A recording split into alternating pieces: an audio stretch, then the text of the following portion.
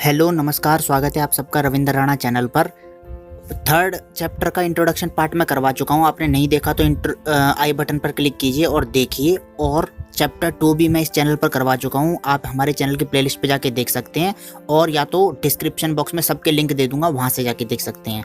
आज हम करने वाले हैं थर्ड चैप्टर की एक्सरसाइज 3.1 का फर्स्ट क्वेश्चन। इसमें सिर्फ हम यही क्वेश्चन करेंगे आज, क्योंकि ताकि मैं आपको अच्छे तरीके से डिटेल में चीज़ों को बता सकूँ। तो पहला क्वेश्चन पढ़ते हैं। आपकी स्क्रीन पर ये है। हिंदी वालों को क्वेश्चन समझने में कोई प्रॉब्लम नहीं होती है, लेकिन इंग्लिश वालों के लिए थोड़ी प्रॉब्लम है। तो आज ध्यान से देखिए, मैंने सिर्फ इंपॉर्टेंट चीज़ें उतारी है इस क्वेश्चन में। तो आप यहाँ से देख सकते हैं कि इस क्वेश्चन में दे रखा है कि आफ्ताब की 7 ईयर्स अगो वो 7 गुना एज थी उसकी अपनी लड़की से। यानी कि देखो 7 ईयर्स अगो बहुत इंपॉर्टेंट है, और उस टाइम पर 7 साल पहले 7 गुना था, और आज से 3 साल बाद वो उसकी जो एज होगी वो 3 गुना हो जाएगी।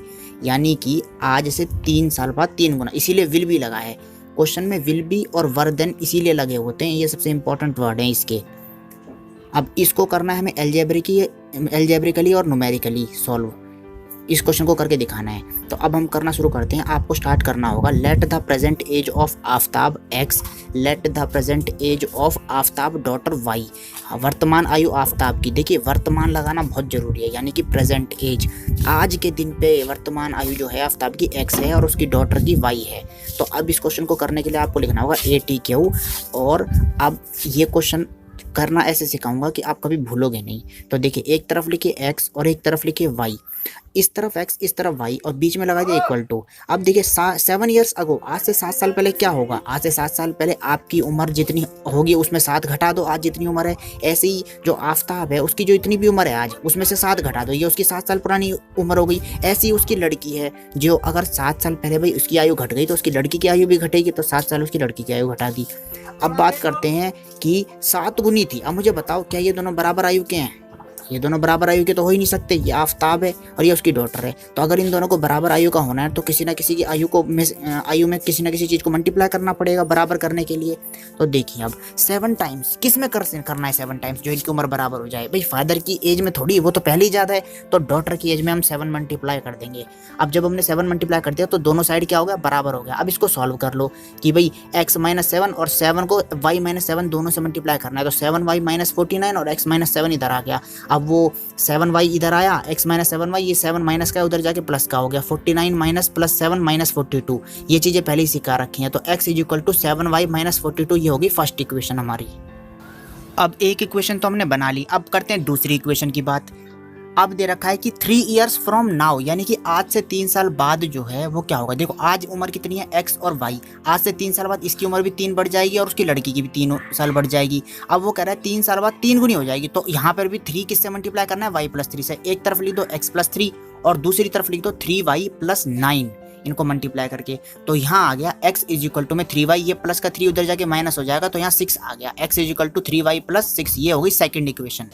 आपको लग रहा होगा कि भाई बोर्ड इतनी तेज क्यों चल रहा है, तो वो इसलिए चल रहा है क्योंकि मैंने वीडियो को थोड़ा स्पीड में कर रखा है, ठीक है, और मैं रिकॉर्डिंग अलग टाइम पे कर रहा हूँ। तो मैं यहाँ पर आप दोनों इक्वेशन को लिख लेता हूँ, x + 3y + 6 और x = में 7y + 42, ये हमारी फर्स्ट -42, ये फर्स्ट इक्वेशन, ये सेकेंड इक्वेशन।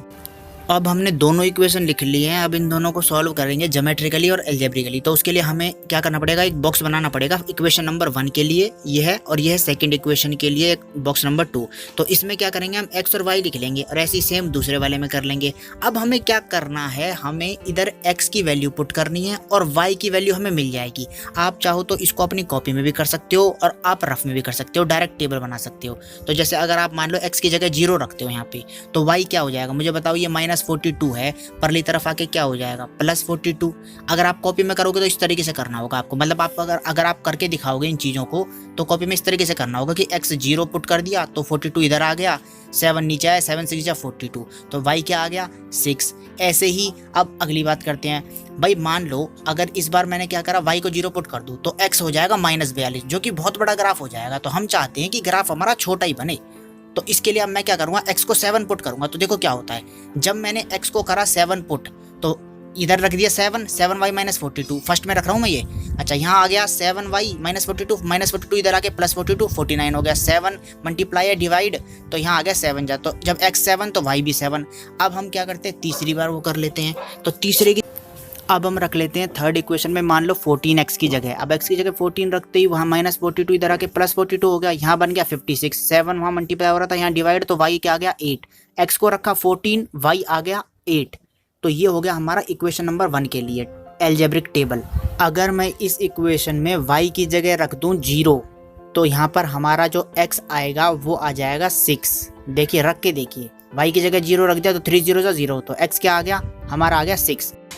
अगर मैं इस बार x को रख दूं 0, तो देखिए 0 इधर हो गया, 3y + 6 उधर जाके -6 हो जाएगा, 3 मल्टीप्लाई हो रहा है वहां जाके डिवाइड, तो 3 - 2 आ जाएगा। अब तीसरे की बात करते हैं, ये चीजें ना सोच समझ के रखनी पड़ेंगी। अब मैं एक काम करता हूँ, y को रख लेता हूँ मैं 2। अगर मैंने y को 2 रख लिया तो x क्या आएगा, देखो 3 2 जा 6 और 6 और 6 12, तो x आ जाएगा 12। अब हमें ये दो एल्जेब्रिक हमारे पास डाटा आ गया। अब हम इसको फटाफट से ग्राफ में बना लेते हैं। ग्राफ बनाते समय जो बात ध्यान रखनी है वो ये है कि जब भी गैप लेने हैं ना, तो वो बिल्कुल बराबर बराबर लेने हैं और उनमें जो वैल्यू होंगी वो भी बराबर बराबर होंगी। जैसे अब आप हमारी टेबल देख सकते हैं, हमारी टेबल में मैक्सिमम वैल्यू क्या जा रही है, 14 जा रही है या 12 जा रही है, और नेगेटिव में ग्राफ है नहीं सिवाय -2 के। तो एक काम करता हूँ, मैं 2 2 का गैप ले लेता हूँ। 2 4 6 8 10 12 14 16, ऐसी 2 4 6 8 10 12 14 16। बट यहाँ पर ना ये गलती हो गई थी वीडियो में, तो आप ये ध्यान रखना 12 की जगह यहाँ पर 10 लिख लेना, इस तरीके से आपका ये ग्राफ सही बन जाएगा। x 0 y 6, देखिए पिछले वीडियोस में बता रखा है y एक्सिस पर जो x होता है वो 0 होता है, तो x 0 और y 6 यहाँ पर हो गया जी पहला पॉइंट। x 7 और y 7, जरा देखिए x 7 क्या है, 6 और 8 के बीच में होगा x 7, तो ये लगा दिया मैंने x 7 और y 7 ये रहा, तो इन दोनों को जहाँ पे लाइन मिल रही है तो ये हो गया सेकंड पॉइंट। अब बात करते हैं थर्ड पॉइंट की, x को लगा दिया 14 जी ये रहा 12 के बाद, और y हो गया 8 कहाँ है ये रहा, तो ये हो गया y 8। तो जब हम इन तीनों को ना मिला देंगे, अब दरअसल मेरा थोड़ा सा ग्राफ ही ऐसा बन रहा है क्योंकि मैंने जो है ना बराबर बराबर स्केल से नहीं बनाया, आपको स्केल से ढंग से बनाना पड़ेगा इस ग्राफ को, तभी बात बनेगी। जब आप स्केल से बनाओगे ना ऑटोमेटिकली सीधा हो जाएगा। अब ये हो गई इक्वेशन 1, लिख देना इस लाइन पे। अब करते हैं दूसरे वाले की, x 6 और y 0 कहाँ होता है x एक्सिस पर, और x 6 कहाँ है जी ये रहा x 6, और y 0 यहीं पे ही है।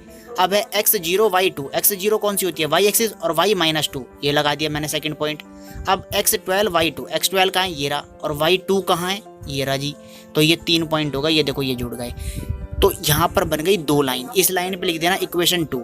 अब ये हालांकि मैं इसको जब आप स्केल रख के बनाओगे ना तो ये कहीं ना कहीं पर क्रॉस करेगी, यही दरअसल उसका आंसर होता है। अब ये उसका आंसर होता है, ये आपको बात समझ नहीं आ रही होगी कि किसका आंसर होता है, ये पता चलेगा आपको अगली एक्सरसाइज में, ठीक है। यानी कि यहाँ पर जो x और y की वैल्यू जहाँ पर कट करेंगी ना, ये उनकी असली एज होगी, यानी कि आफ्ताब की और उसकी डॉटर की। लेकिन इस क्वेश्चन में ये पूछा नहीं है कि उनकी असली एज क्या है, सिर्फ ग्राफ में रिप्रेजेंट करने के लिए बोला है। तो आप इस चैनल को प्लीज़ सब्सक्राइब कीजिए और हमारे चैनल पे बाकी वीडियोस को जाके देखिए। अगली वीडियो के लिए बने रहिए हमारे साथ, देखने के लिए thank you so much. For any doubt, ask me in the comment section or on Telegram application. Visit our personality development channel Impact YouTuber. You can follow me on Instagram, like our Facebook page to get more information about us. All the links in the description box below. To subscribe this channel, click here.